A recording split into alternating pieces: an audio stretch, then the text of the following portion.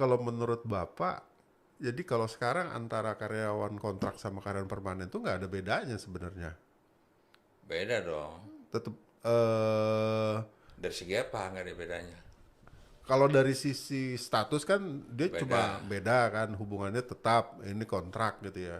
Cuma pada saat apa kalau bicara prosesnya semua PHK dan lain-lain gitu loh treatmentnya itu semua sama kan pasti. Oh, beda juga sih, ada bedanya, ada Bedanya juga bedanya. ya. Ya, saya kan mulai dulu dari ini deh. Dari apa ya? Dari kan kontrak seperti apa sih gitu ya. Nah itu Pak, Ya. ini yang terjadi yang banyak.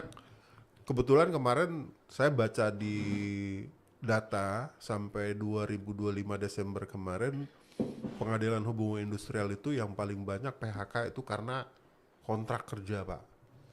Artinya kan kontraknya mungkin yang lemah karena catatannya atau yang udah kelewatan waktunya, orang yang masih ditutup apa karyawan masih suruh kerja.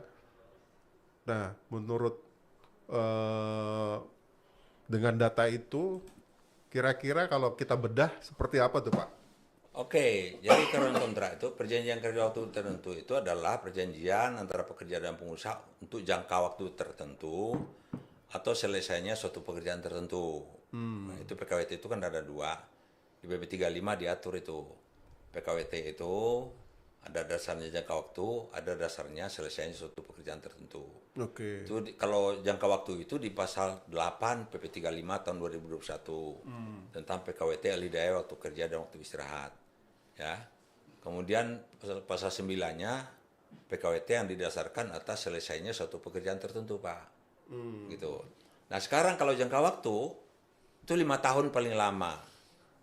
Jadi perusahaan bisa kontrak itu 6 bulan, bisa 3 bulan, bisa setahun, bisa 2 tahun, bisa 3 tahun, bisa 5 tahun sekaligus bisa. Sekaligus 5 tahun bisa. Beda dengan dulu kan? Kalau dulu Yang saya 212 ya Pak. katakan Biro Sableng dulu itu kan Iya, 212. Biro Sabung 21 break dulu. Iya. Nah, baru pembaruan kan gitu kan? Pembaruan 1 bulan. Ya, Ya. 2 bulan pembaruan. 2 bulan baru Kan 1 21 nih. tahun. Ya. Pertama paling lama 2 tahun, perpanjang 1 kali 1 tahun, kemudian break 30 hari, jeda ya. Jeda. Kemudian setelah itu pembaruan 2 1 tahun. kali, paling lama 2 tahun. 2 Jadi tahun. 5 tahun juga.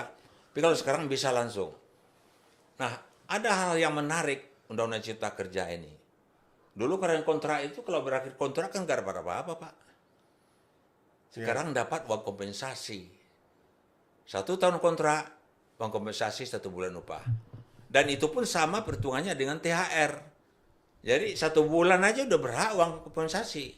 Oke. Misalnya 1 bulan nih, ya kan? Udah berhak, makanya pekerja harian tidak berhak uang kompensasi. Kenapa? Pekerja harian itu PKWT juga loh tuh Pak Fauzan. Salah satu PKWT adalah perjanjian kerja harian. Itu nggak berhak uang kompensasi. Kenapa? Karena masa kerjanya nggak pernah 1 bulan. Kan tadi saya bilang, masa kerjanya itu kan kurang dari 21 hari dalam 1 bulan. Nggak pernah. Dan nggak pernah juga upah minimum. Paham nggak maksud saya? Ya, ya, ya. Jadi kalau upah minimum itu kan di PP 36 tentang pengupahan kan diatur tuh. Cara menghitung upah sehari bagi pekerja harian. Ya. Kalau waktu kerjanya 8 jam sehari, 40 jam seminggu, 5 hari kerja 2 hari off, itu upah minimum dibagi 21. Ya, Gitu kan, Pak? satu cara itu. Nah, kemudian kalau 6 hari kerja 1 hari off, 5 hari kerja, 6 hari kerja satu hari istirahat dalam 1 minggu, upah minimum dibagi 25. Ya. Nah, untuk pekerja harian tidak boleh 21, harus kurang dari 21 hari kerja dalam 1 bulan. Artinya kita bikin jadwal, perusahaan bikin jadwal 21 hari itulah. Dan itu pada saat dia nggak kerja lagi, selesai. Selesai. Kemudian satu lagi, jangan perusahaan kasih warning surat pekerja harian. Karena masa berlaku surat peringatan berapa bulan? 6 bulan. 6 bulan. Lah terikat dia. Nggak nyampe. Bukan terikat dia. Dia Iya. udah kita ikat dengan Itu sendirinya. salah ya malah ya. Padahal pekerja harian itu, perjanjian kerja harian itu sederhana sekali Pak Fauzan. Ya, di pasal 11 diatur itu. Perjanjian kerja harian dapat dibuat secara perorangan atau kolektif. Bisa kolektif. Misalnya packing apa dan sebagainya itu ya. Ya. Kolektif. Misalnya satu kelompok 20 orang, bisa 20 orang. Apa yang dimuat di situ? Cuma 4 hal aja. Pertama, nama dan alamat Ya. perusahaan.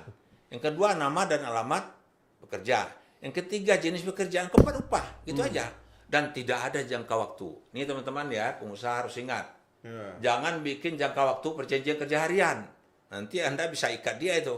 Bisa 1 tahun udah terikat dengan Anda. Padahal dia pada saat dia nggak kerja, apapun alasannya, nggak ada upah. Oke. Ya, pasal 10 itu diatur bahwa ya pekerja yang berubah-ubah, baik waktu volume dan berubah-ubah setiap waktu itu, Ya. perjanjian kerja harian dengan ketentuan upah dibayar berdasarkan kehadiran. Berdasarkan Hadir dia bekerja baru dibayar upah. Tidak hadir apapun alasannya tidak dibayar. hadir juga harus kerja, Pak. Bisa kerja jadi lah. kehadir Makanya cuma hadir ngerokok dan atau bekerja ngilang. baru dibayar upah, ya kan? Iya. Kemudian tidak hadir No, apapun alasannya, dia sakit, kita nggak bayar upah. Karena di hari yang sesuai dengan jadwal yang sudah dibuat oleh perusahaan yang 19 hari atau 20 hari itu. Ya. Apakah boleh lebih dari 1 tahun? Boleh aja, kan nggak ada jangka waktu. Tapi hubungan kerja hanya terjadi pada saat dia hadir dan bekerja. Itu kuncinya ya. Oke. Gitu. Nah, perhitungan itunya jelas tadi. Nah, sekarang uang kompensasi. Yang jelas kalau kita bicara PKWT, uang kompensasi ini sama dengan perhitungan THR. Iya. Ya. Kalau THR-nya 1 bulan, dibayar terus penuh, perpanjang dan seterusnya itu, perpanjangan pertama dan kedua dan seterusnya, berarti pekerja kontrak itu diterima 14 bulan loh setiap tahun. Iya. Coba bayangin. Kita bandingkan dengan pekerja kontrak. Pekerja kontrak. Pekerja kontrak, kalau di PHK setelah 5 tahun, pekerja permanen nih, di PHK setelah 5 tahun, haknya berapa? Pesangon 5 tahun atau lebih kan, 6 bulan 6. upah. Tambah uang penghargaan 2 bulan. 2 bulan 3 tahun. Ya, Ya. 8 bulan, 8 bulan upah kan. Ya. Sedangkan orang kontrak, dan dapat 5 bulan tuh. Sama. Hampir sama lah. Jadi kalau dia di PHK karena kesalahan, bisa kurang lagi. Kalau di PHK karena melakukan pelanggaran bersifat mendesak, bisa nggak dapat apa-apa. Iya. Uang penggantian hak sama pisah aja kan, dapatnya itu.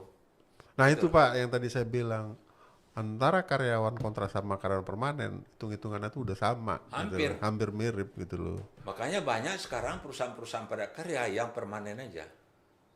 Selama benefitnya tidak lain dari normatif. Sambil contoh nih. Kenapa Pak strateginya lebih aman buat karyawan permanen dibanding karyawan kontrak? Gini, kalau permanen itu, kita kan jelas ya, kalau nggak ada masalah nggak kita PHK. Ya. Ya kan? Kemudian diatur di perjanjian kerja atau pertemuan perusahaan atau PKWTT maksudnya. Ya. Pertemuan perusahaan lah atau PKB ya, perjanjian kerja bersama. Ditegakkan aturan yang bagus ya, perketat disiplin kerja. Sambil contoh, 5 hal aja pekerja padat karya nih, yang dinilai setiap evaluasi setiap hari dan setiap bulan dan sebagainya itu yang pertama, ketepatan waktu.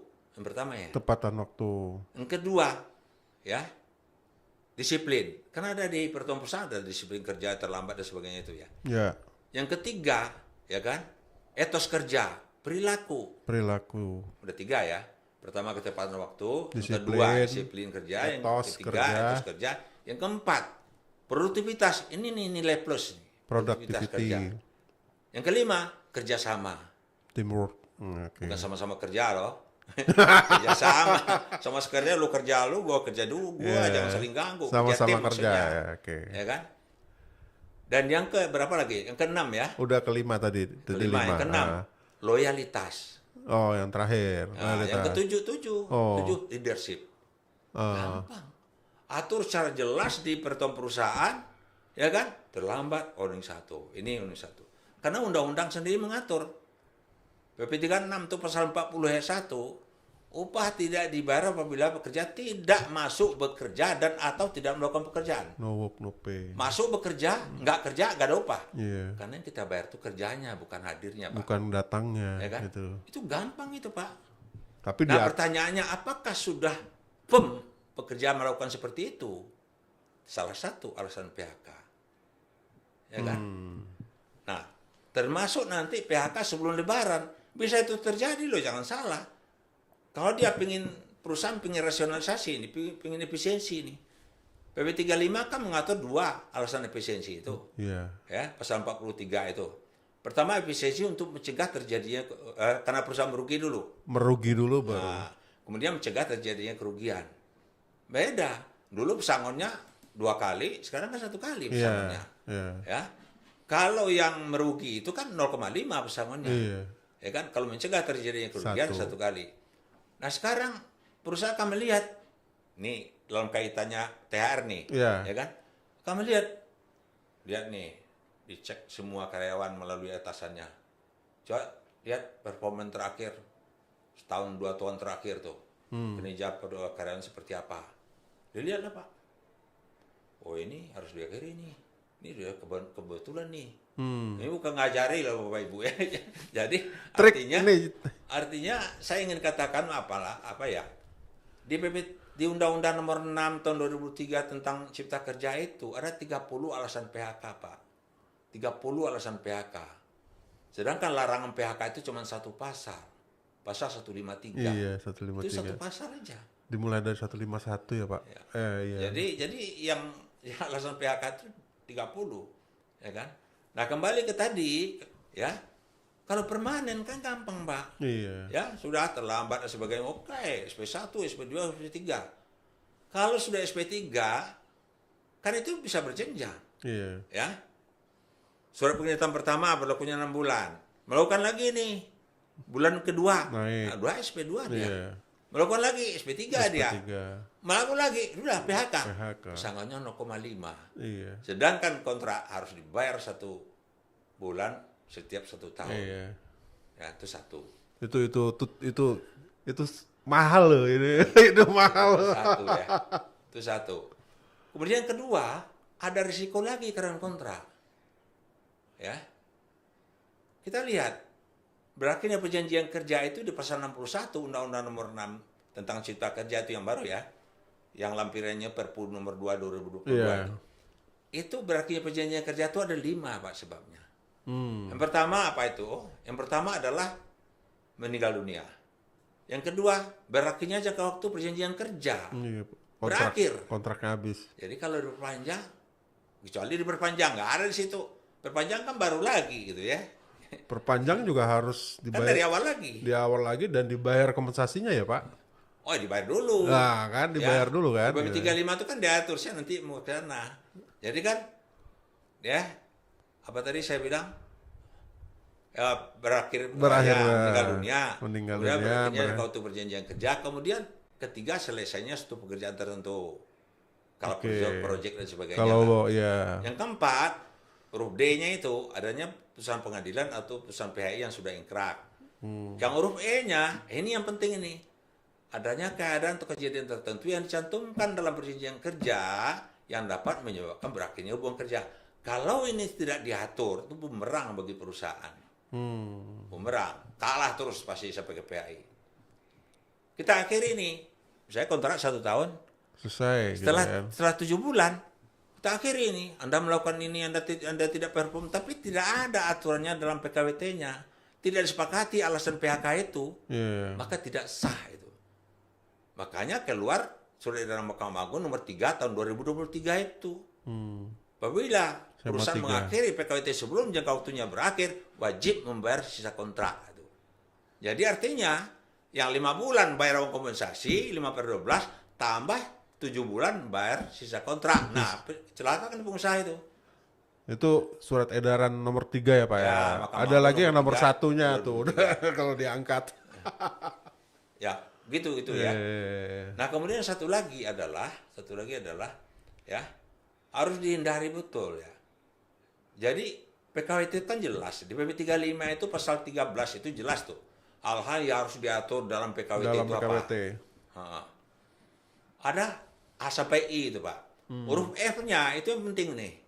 Kalau A itu nama dan alamat dan sebagainya, jangka waktu dan sebagainya lah. F-nya paling huruf F. Ya. Huruf E-nya itu diatur begini. Adanya keadaan tertentu yang dicantumkan dalam perjanjian kerja merupakan persyaratan kerja. Adanya pengaturan syarat-syarat kerja yang diatur dalam perjanjian kerja peraturan perusahaan atau PKB dan peraturan perundangan. Oke. Syarat kerja itu adalah ya hak dan kewajiban antara pekerja dan pengusaha yang belum diatur dalam peraturan perundangan. Itu diatur dalam Perjanjian perjanjian kerja dan peraturan. Yang belum diatur itu apa? Ini panjang nanti ceritanya. Nah, ini jangan dibahas terus Pak. Nanti biar nanti buat untuk yang selanjutnya. Nah,